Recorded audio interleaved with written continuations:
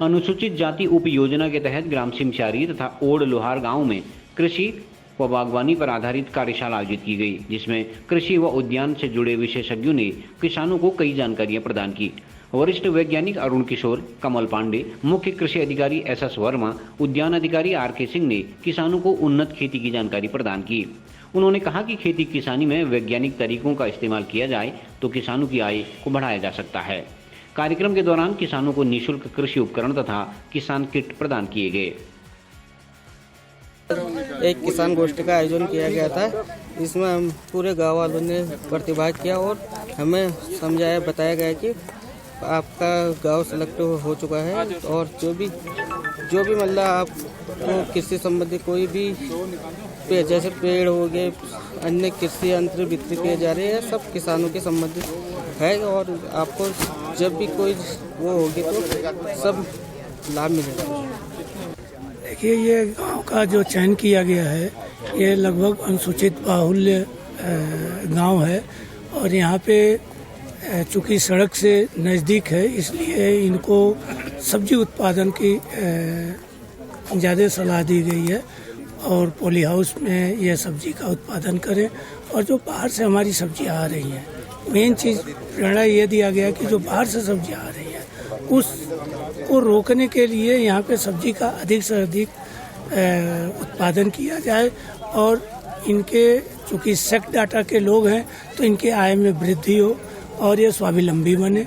इसी चीज़ को लेकर के यहाँ पे एक गोष्ठी का आयोजन ICAR के द्वारा किया गया है और इसमें काफ़ी जितनी भी हार्टिकल्चर से संबंधित योजनाएं थी ये इनको बताया गया है और उम्मीद यही हम करते हैं कि ये उसका अनुपालन करेंगे और अपने आय में वृद्धि करेंगे कि जैसा कि हमारे कृषि मंत्री और प्रधानमंत्री जो मोदी जी का नारा है कि किसानों की आय दोगुनी करनी है।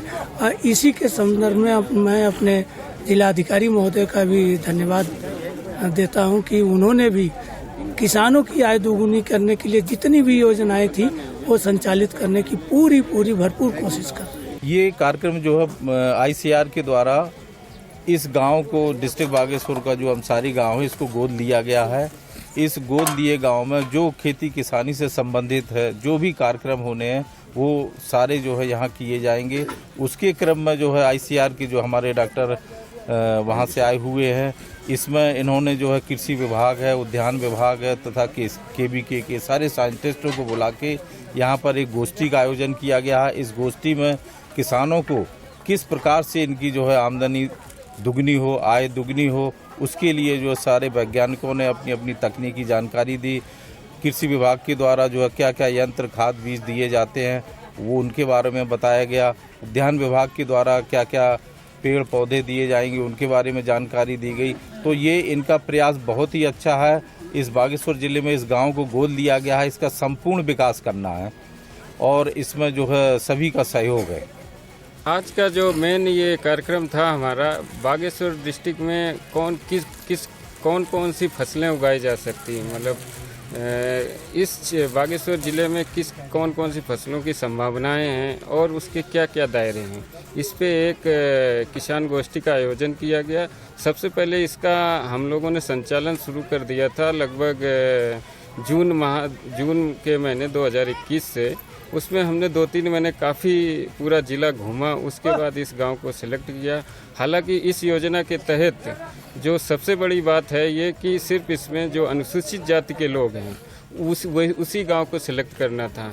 तो हमने पूरा भ्रमण करने के बाद इस गांव को सिलेक्ट किया। इस गांव की जो हमने टोपोग्राफी है, यहाँ क्या क्या फसलें उग सकती हैं, उस संबंध में गहन अध्ययन करके सभी KVK के माध्यम से, जिला उद्यान अधिकारी के माध्यम से और जो हमारे मुख्य कृषि अधिकारी के माध्यम से बागेश्वर के, इनके माध्यम से जितना भी हमने अपने प्रयास से वैज्ञानिक तरीके से जो इस गांव के उत्थान के लिए क्या क्या हो सकता है उसी के संबंध में आज हमने इस गोष्ठी का आयोजन किया। इस गोष्ठी के तहत हमारा मुख्य उद्देश्य था कि इस बागेश्वर ज़िले में, स्पेशली इस गांव में कौन सी फसलें उगाई जा सकती, किन किन फसलों की संभावनाएं हैं, वो कोई भी हो, कृषि से संबंधित या उद्यान से संबंधित, फल, सब्जी, फूल या जो अनाज वाली फसलें, उनके तहत कितना ज़्यादा से ज़्यादा हम इन लोगों को जागरूक कर सकते हैं, कितना से ज़्यादा प्लांटिंग मटेरियल लोगों को दे सकते हैं, उससे संबंधित आज गोष्ठी की गई जिसमें लोगों ने बढ़ चढ़ के भाग लिया। इसके बाद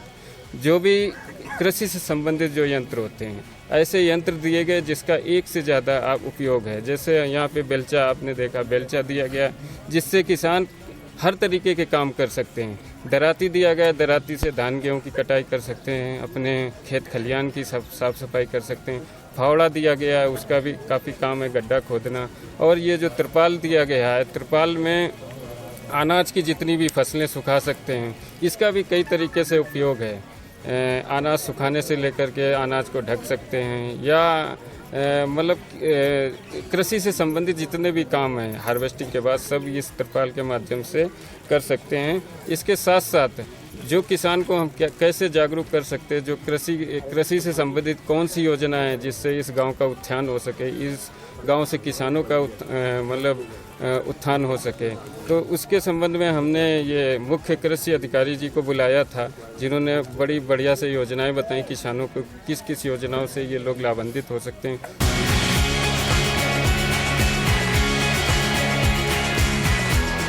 CTN न्यूज़ के लिए ब्यूरो रिपोर्ट बागेश्वर।